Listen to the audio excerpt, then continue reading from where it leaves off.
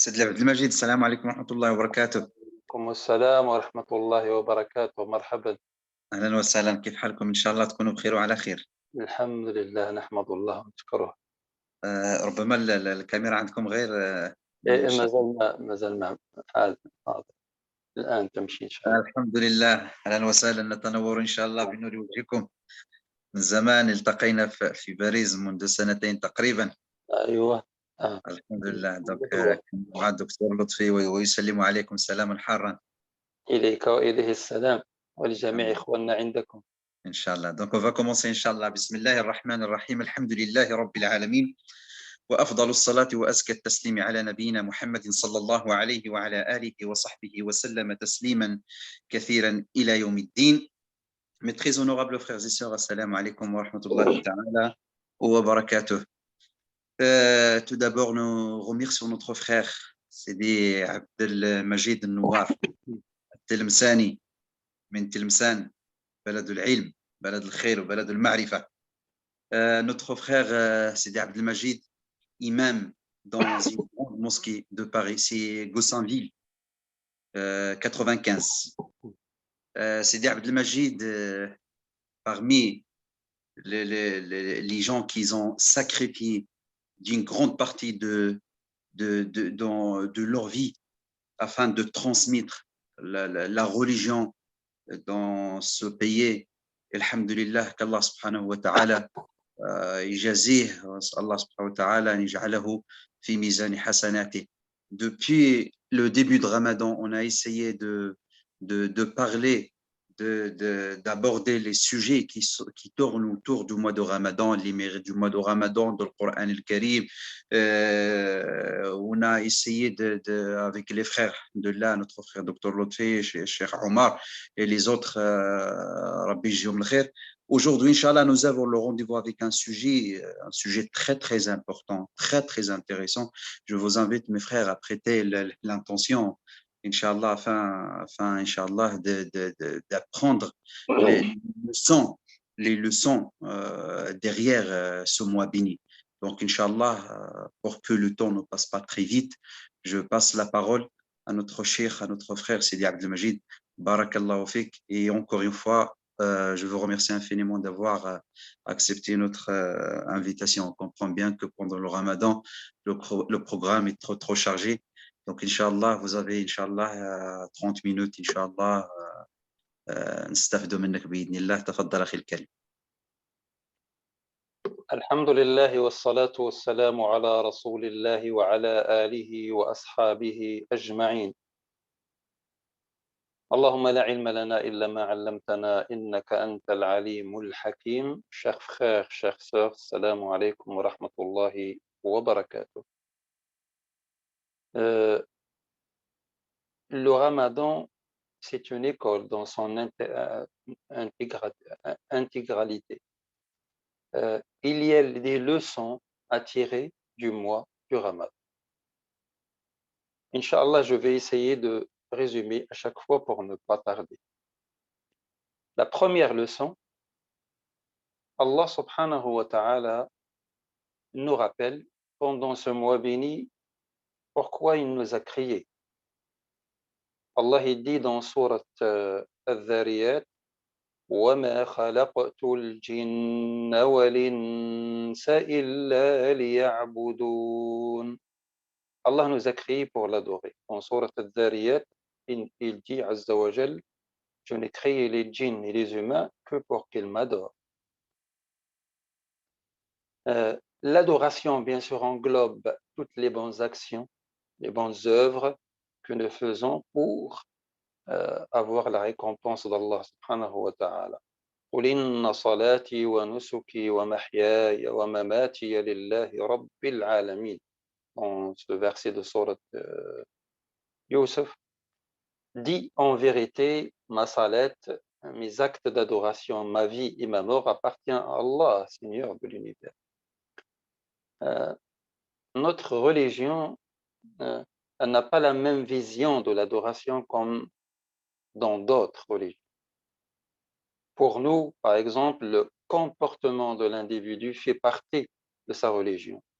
jusqu'à où le prophète sallallahu alayhi wa sallam a dit dans un hadith très connu, il a dit le meilleur ou le plus parfait dans sa foi, c'est le plus parfait dans son comportement. Akmalul mu'minina imanan ahsanuhum khuluqa. Le concept d'adoration en islam donc est différent par rapport à d'autres religions. Il est à la fois mondain et spirituel. Il touche le côté spirituel, mais la vie quotidienne des gens aussi. Et l'adoration ne se limite pas à l'exercice du culte. Pour ne pas tarder, comme j'ai dit au début de cette conférence, le Ramadan vient nous rappeler pourquoi Allah nous a adorés, pour ne pas oublier. Et presque toutes les formes d'adoration sont réunies pendant le mois béni du Ramadan. La prière, le jeûne, l'aumône, la lecture du Coran, al-dhikr, la prière de la nuit. Tous ces actes d'adoration sont réunis pendant ce mois béni. Hatta la nansa, pour ne pas oublier pourquoi Allah nous a créés. Malheureusement, dans notre vie quotidienne, toute l'année, et surtout dans notre société de consommation, et il y a beaucoup de choses qui nous font oublier cette règle essentielle de notre vie. Nous avons été créés pour adorer Allah Azza wa Jal.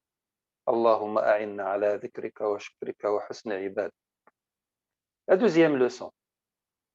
Comme vous le savez, chers frères, je ne sais pas s'il y a des sœurs, chères sœurs aussi, il y a 3 stations, ou bien 3 niveaux par rapport à notre religion. Il y a l'islam, le fait d'être parmi les musulmans, puis la foi, puis al-ihsan. On peut trouver quelqu'un qui est musulman en apparence, et puis la prière, etc. Mais la foi n'a pas encore pénétré au fond de son cœur. D'ailleurs, il y avait des gens qui priaient derrière le prophète sallallahu alayhi wa sallam, et Allah leur a dit, vous pouvez dire que vous êtes musulman, mais la foi n'a pas encore pénétré au fond de vos cœurs. Puis il y a un degré plus élevé qu'on appelle l'ihsan. Et Ramadan aussi nous rappelle ce degré. Al-ihsan. Al-ihsan an ta'bud Allah ka'annaka tarahu fa in lam takun tarahu fa huwa yarak, comme il a dit le prophète sallallahu alayhi wa sallam. On va voir quelle relation entre l'ihsan et le Ramadan.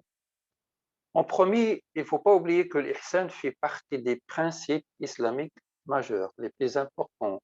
Il y a beaucoup de versets du Coran qui parlent de l'ihsan et des muhsinin. Le Coran tout entier, c'est un guide vers l'ihsan. Et là aussi, comme on a dit par rapport à l'ibada, l'ihsan ne touche pas que le culte, notre relation avec Allah, mais aussi notre relation avec les gens autour de nous. Toutes nos gestes, nos paroles et nos actes doivent être faites selon les qualités des muhsinin, incha'Allah. Allahumma arzuqna al-ihsana waj'alna min al-muhsinin. Le prophète sallallahu alayhi wa sallam a dit Inna Allah kataba al-ihsana ala kulli shay. Dieu vous a prescrit la bienfaisance ou l'excellence, l'ihsan, dans ce que vous faites, dans tout ce que vous faites, et même dans la parole. Et Allah aime al-muhsinin. Inna Allah yuhibbu al-muhsinin. ولا يضيع أجرهم إن الله لا يضيع أجر المحسنين. Il y a beaucoup de choses à dire par rapport à l'ihsan, mais ce n'est pas notre sujet d'aujourd'hui. Quelle relation entre l'ihsan et le Ramadan? Le jeûne, as-siyam, c'est un acte d'adoration très spécial. Allah il nous dit toutes les œuvres du fils d'Adam lui appartiennent, hein, sauf, sauf le jeûne. Il m'appartient, dit Allah Azza wa Jalla. Et donc je me réserve la récompense. وأنا أجزي به إلا الصيام فإنه لي وأنا أجزي به. لماذا؟ لأن الصائم à la fin, celui qui jeûne, c'est entre lui et Allah. Il peut se cacher et manger. Et pourquoi il ne le fait pas? Car il a ce sentiment de la présence divine. Là, quand vous le voyez, il y a une relation directe avec l'ihsan. أن تعبد الله كأنك تراه فإن لم تكن تراه فهو يراك. Tu adores Allah comme si tu le voyais. Si toi, tu ne peux pas le voir, n'oublie pas, lui, il te voit, Azza wa Jal. Nous devons faire un effort avec nous-mêmes pour arriver à ce degré, Inch'Allah, et avoir ce sentiment en permanent, ce sentiment de la présence divine. الشعور بمعية الله والشعور بأن الله يرانا ويسمعنا يعلم حالنا سبحانه عز وجل. Il y a une relation directe entre ce sentiment et le rappel d'Allah, le dhikr. Comme il a dit un des savants, أفضل الصائمين أكثرهم لله ذكرى. Le meilleur des jeûneurs, de ceux qui jeûnent, c'est celui qui se rappelle plus d'Allah, qui mentionne plus le nom d'Allah. À chaque fois qu'on fait partie vraiment de dhakirin, qu'on est avec Allah par le vrai dhikr, avec la présence du cœur, bien sûr, et en méditant sur le sens des mots qu'on prononce, bien sûr. حضور القلب مع التدبر. Allah Ta'ala يقول وأنا معه إذا ذكرني. Je suis avec mon serviteur chaque fois qu'il mentionne mon nom. Donc, à chaque fois qu'on est dans ce climat de dhikr, on se rapproche plus d'Allah subhanahu azza wa jalla. اللهم اجعلنا من الذاكرين ولا تجعلنا من الغافلين. رمضان أيضا يذكرنا بهذه الخصلة من خصال المؤمنين. Troisièmement, le Ramadan nous rappelle aussi l'objectif, al-maqsad al-asasi, l'objectif essentiel de l'adoration, la piété, la'allakum tattaqun.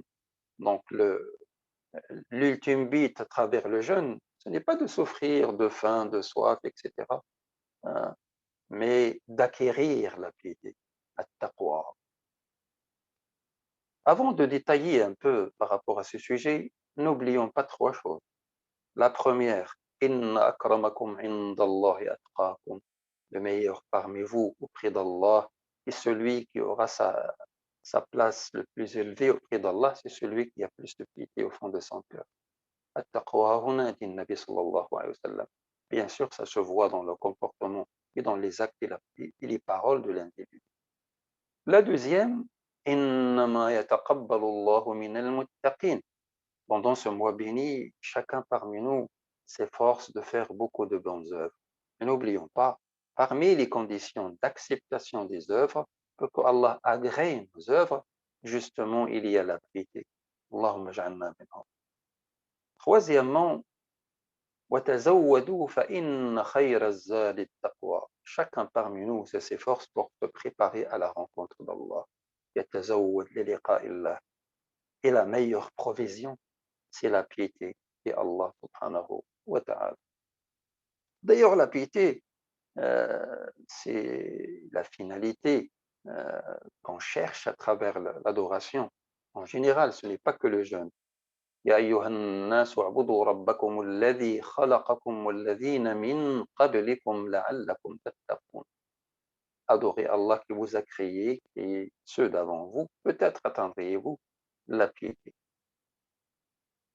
Donc, n'oublions pas, il ne faut pas rester sur la forme et l'apparence des actes d'adoration, mais il faut chercher les finalités et faire l'effort pour arriver à acquérir ces finalités, Inch'Allah.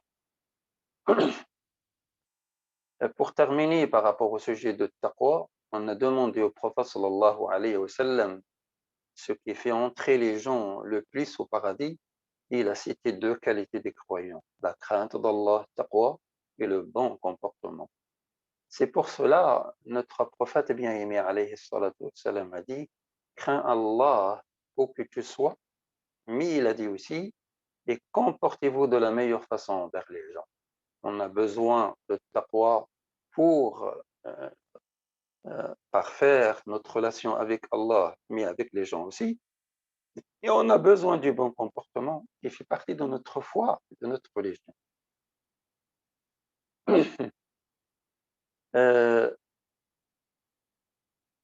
Je m'arrête là, c'est mieux. Il y a d'autres choses à dire par rapport à taqwa, mais on n'a pas beaucoup de temps. Quatrièmement,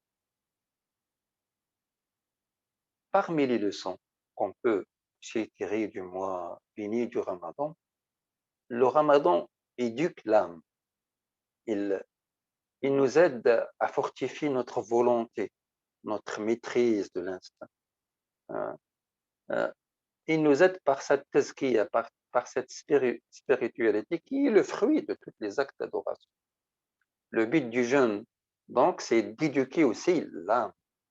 D'un côté, pour se débarrasser de certaines mauvaises habitudes et de certains péchés, de certains défauts, mais aussi pour faire l'effort pour acquérir les qualités des pieux, qualités des vrais croyants. Et pour être, Inch'Allah, avec l'aide d'Allah, dans la voie de la droiture, al-istiqama. Qul amantu billahi thumma istaqim. Le Ramadan, c'est une école d'éducation pour l'âme. Comme vous le savez, comme nous le savons tous, chacun parmi nous, il a ses propres péchés, ses propres défauts, ses propres erreurs, ses propres manquements. Et le Ramadan, c'est une occasion, c'est une opportunité pour justement faire l'effort de purification, pour faire l'effort, comme je viens de le dire, pour, Inch'Allah, acquérir les vraies qualités des croyants et des pieux. Un homme est venu voir le Hassan, il a dit j'ai lu le Coran, de l'Fatiha jusqu'à Nas. Et j'ai compris que Allah a préparé le paradis pour les pieux. Comment faire pour être avec eux dans ce monde et au paradis, Inch'Allah. Il a dit un mot, une phrase en arabe qui est riche par rapport à son sens. Il a dit Man talaba lihaq al-qawmi fa'alayhi bi sifatihi. Celui qui veut être avec les pieux au paradis, là, ce n'est pas question d'apparence, ce n'est pas question de parole, et même pas dans les actes d'adoration en apparence, mais, afwan, mais il faut faire l'effort pour acquérir les qualités des pieux. Les qualités des pieux sont citées dans le Coran, dans les hadiths de notre prophète sallallahu alayhi wa sallam. Et la majorité des musulmans connaissent ces qualités des vrais croyants qu'on appelle les pieux, ceux qui craignent Allah, ibadur rahman. Allahumma ja'alna minhum ya rabbil alamin ya arhamar rahim. تقوى الله فيما بينك وبين الله وتقوى الله فيما بينك وبين الخلق. Donc, tu dois craindre Allah Azza wa Jal dans tout ce que concerne ta relation avec Allah, mais n'oublions pas notre relation avec les gens. Et c'est là qu'il y a beaucoup d'efforts à faire. Parmi aussi les qualités des croyants, la patience, as-sabr. Et Ramadan, c'est le mois de la patience. D'ailleurs, le prophète sallallahu alayhi wa sallam, il l'a appelé le mois de la patience, Shahr al-Sabr. Et nous avons besoin de patience. Et nous avons besoin de patience. On a besoin de patience déjà par rapport à notre relation avec Allah, d'un côté, pour rester ferme dans la voie de la droiture, pour ne pas négliger nos devoirs vis-à-vis d'Allah, hein, surtout les obligations, et pour s'éloigner de toutes sortes de péchés. Et le croyant, après, il fait un effort pour s'éloigner de toutes sortes de défauts. C'est un deuxième degré. Puis on a besoin de la patience avec les gens. Et le prophète, sallallahu alayhi wa sallam, il nous a dit, le croyant, il se mélange aux autres et patiente face à leur mal, il est meilleur que le croyant qui ne se mélange pas aux gens et qui ne patiente pas vis-à-vis de leur mal. المؤمن الذي يخالط الناس ويصبر على أذاهم خير من المؤمن الذي لا يصبر على الناس لا يخالط الناس ولا يصبر على أذاهم. Comme vous le savez de nos jours, chacun parmi nous, il peut être victime de certains mal qu'il peut le toucher, même de ses frères musulmans les plus proches. Et il faut être patient. C'est la voie de notre prophète, sallallahu alayhi wa sallam. Il a patienté. Il a patienté avec tout le monde. Il a patienté avec les gens de son peuple. Allahumma khfir li qawmi fa innahum la ya'lamun. Il demandait à Allah de leur pardonner car ils étaient ignorants. Il a patienté avec les musulmans. Et combien de hadiths il y a où des musulmans qui croient à Allah et au jour du jugement dernier, ils ont même manqué respect à notre prophète sallallahu alayhi wa sallam. Certains, ils se sont comportés mal. Et malgré cela, le Nabi sallallahu alayhi wa sallam, il était le meilleur des patients. Il était patient même avec ses compagnons aussi, sallallahu alayhi wa sallam. Donc, le Ramadan, le mois de la patience, et nous avons besoin de cette qualité pendant toute l'année. Nous avons aussi besoin de cette qualité au niveau du couple. Nous avons besoin de cette qualité au niveau de la famille, au niveau de nos relations avec les proches. Nous avons besoin de la patience dans tous les aspects de notre vie. اللهم اجعلنا من الصابرين يا أرحم الراحمين يا أكرم الأكرمين يا ذا الجلال والإكرام. Le mois de Ramadan aussi nous rappelle, أيها الأحباب, ce que beaucoup de monde vit toute l'année. Les pauvres, nécessiteux, ceux qui ne mangent pas et qui ne boivent pas, ce n'est pas par choix comme nous le faisons nous pendant le mois du Ramadan, parce qu'ils ne trouvent rien à manger ou rien à boire quelquefois. Et on peut dire d'autres choses par rapport à leur vie misérable, entre parenthèses. Combien de gens souffrent dans ce monde. Le Ramadan nous rappelle que ces gens-là existent. Malheureusement, ça nous arrive de les oublier pendant l'année ou les autres mois de l'année. Je ne parle pas de tout le monde, mais la majorité. Nous pouvons oublier ces gens qui ont besoin de nous. Et comme j'ai dit au début de cette conférence, l'adoration en islam, elle n'est pas limitée au culte. On a demandé au prophète sallallahu alayhi wa sallam quelle est l'œuvre que Allah aime le plus. Il a dit la joie que tu peux faire entrer au cœur de ton frère. Bien sûr, là, il parle surtout des gens qui ont besoin de nous. Car il a détaillé dans ce long hadith d'Abdullah ibn Omar. Même le fait de sourire face à ton frère, c'est une aumône auprès d'Allah Azza wa Jalla. La bonne parole face à ton frère, c'est une aumône, sadaqa aussi. Hibbuha Allah wa rasuluh. Donc, n'oublions pas ce côté social, entre parenthèses. Et normalement aussi, il faut développer ce côté même au niveau de nos associations et de nos mosquées. Alhamdulillah, je vois qu'il y a beaucoup de mosquées qui ont développé quand même ce côté social, mais d'autres, pas encore. L'islam englobe beaucoup de choses dans la vie de la communauté musulmane. Il n'y a pas que le culte. Ce n'est pas normal si on vient, on prie ensemble à la mosquée, et après, chacun il rentre chez lui, il ne demande pas les nouvelles de ses voisins, de ses proches, des gens autour de lui. Al-mu'min yahtammu bi umur al-muslimin. Le vrai musulman, il est concerné par la situation des autres. Parmi aussi les leçons à tirer de ce mois béni, le mois de d'adoration, de la tazkiya, le mois du Coran, c'est de faire un bilan par rapport à notre relation avec Allah subhanahu wa ta'ala. Et il faut poser des questions qui fâchent, comme on dit. Il faut les poser. Pendant le Ramadan, chacun s'efforce à prier à l'heure. Est-ce que c'est qu'est-ce que nous faisons pendant toute l'année? Chacun s'efforce à prier avec khushu', avec beaucoup de khushu'. Il peut même pleurer pendant sa prière de la nuit, par exemple. Est-ce que nous faisons ça pendant toute l'année? Et le Coran, est-ce que nous allons l'oublier après le Ramadan, comme certains le font, malheureusement? Comme il m'a dit un frère un jour, j'ai pris le Coran après quelques mois d'oubli et j'avais honte de moi-même, car il y avait de la poussière sur le mushaf, sur le Coran, que j'ai oublié pendant tous ces mois. Donc, il y a un bilan à faire par rapport à notre relation avec Allah Azza wa Jalla. Si j'ai un conseil à dire par rapport à ce point, je veux le résumer en deux points essentiels. Le premier, adorer Allah, oui, mais pas pendant que le mois de Ramadan, pendant toute l'année, Inch'Allah. Le Ramadan, c'est un plus. On adore Allah plus, on est plus généreux, on fait plus de dhikr, plus de récitation du Coran, mais ça veut pas dire que nous allons laisser tout ça derrière nos dos après le Ramadan.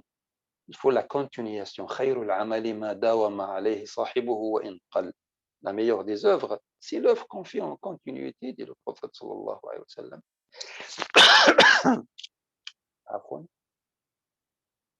Donc, ça c'est le premier point.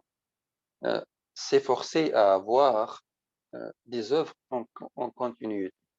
La deuxième aussi, il faut s'efforcer à faire cette adoration avec ihsan, excellence.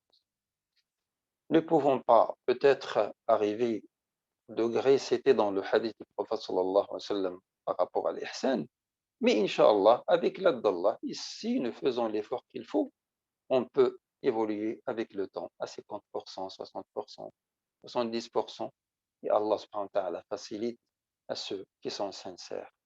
En parlant de la sincérité, je rappelle à moi-même et à mes frères que aussi l'adoration a des conditions pour qu'elle soit acceptée, agréée par Allah. La première, taqwa, on l'a déjà cité. Innama yataqabbalu Allahu minal muttaqin. La deuxième, al-ikhlas, la sincérité.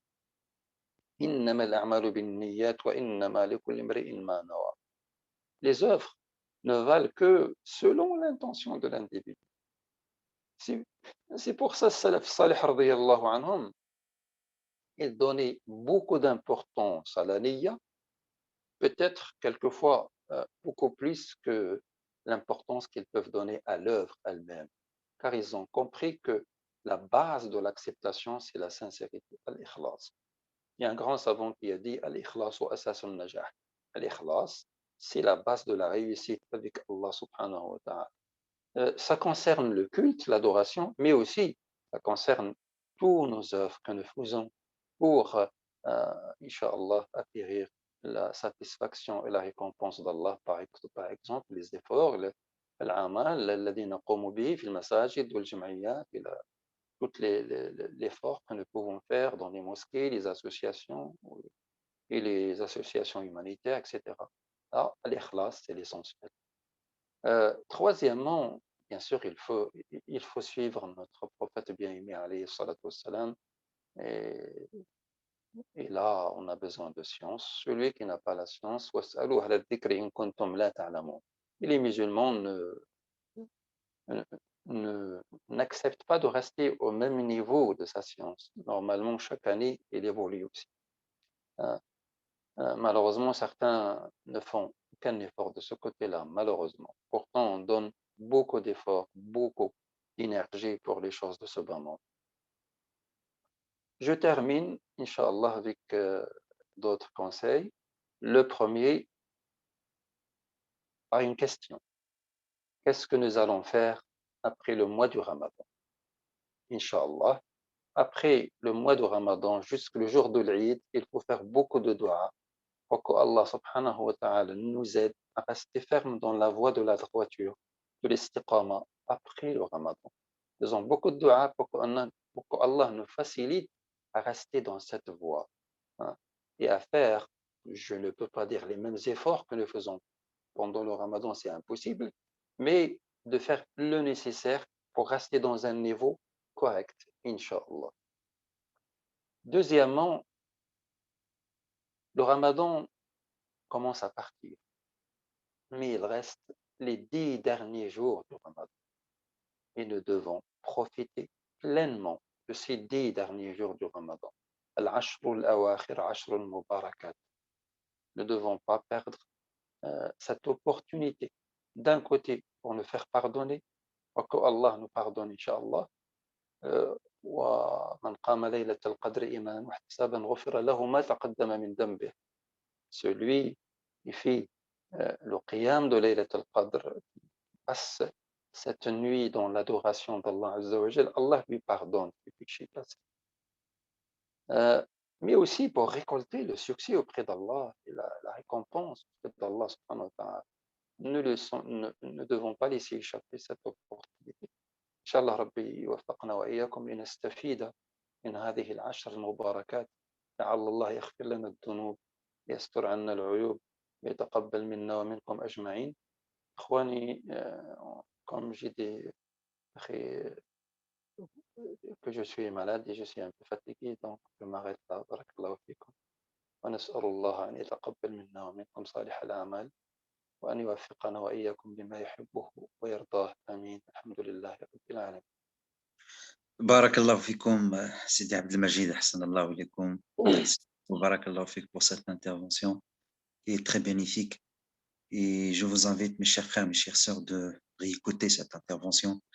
Sidi Abdelmajid, il a parlé d'une chose très, très importante, que notre religion, c'est pas juste tout qui concerne les actes cultuels, mais il y a aussi un côté qui est très, très important, ce qui concerne l'akhlaq, le bon comportement, la moralité, l'éthique.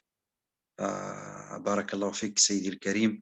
Je وفيكم يا vois أخي que جميل. vous êtes un peu fatigué, qu'Allah, Inch'Allah, Rabbi, yashfina wa yashfikum, wa yafina wa yafikum. Juste, il y a des frères là qui vous demandent des doigts.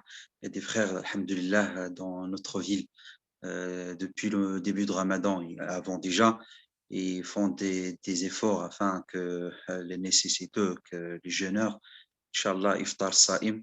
Donc, barakallahu fik, dir lina dua wa ud'i ma'ahum. نسأل الله سبحانه وتعالى أن يوفقهم للخير وأن يعينهم عليه. يا رب يا رب يا رب يا كريم. اللهم أعنا على ذكرك وشكرك وحسن عبادتك.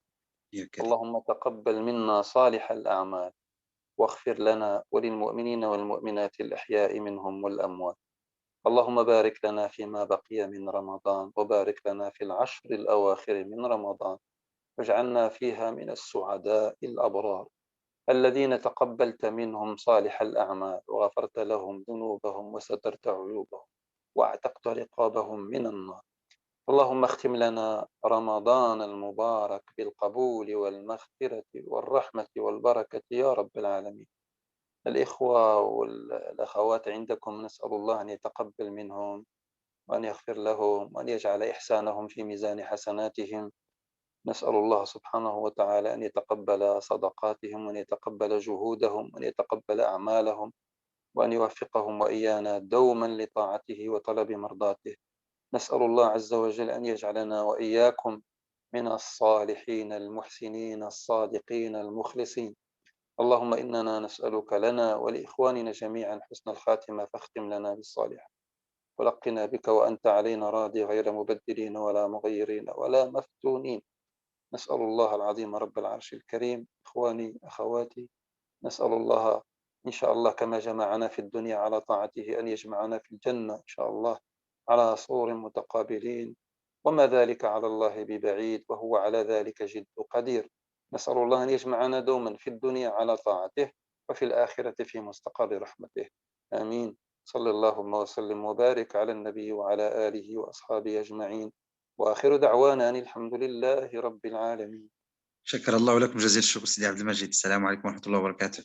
السلام ورحمة الله وبركاته، وإن شاء الله ربي يجمعنا في ساعة خير.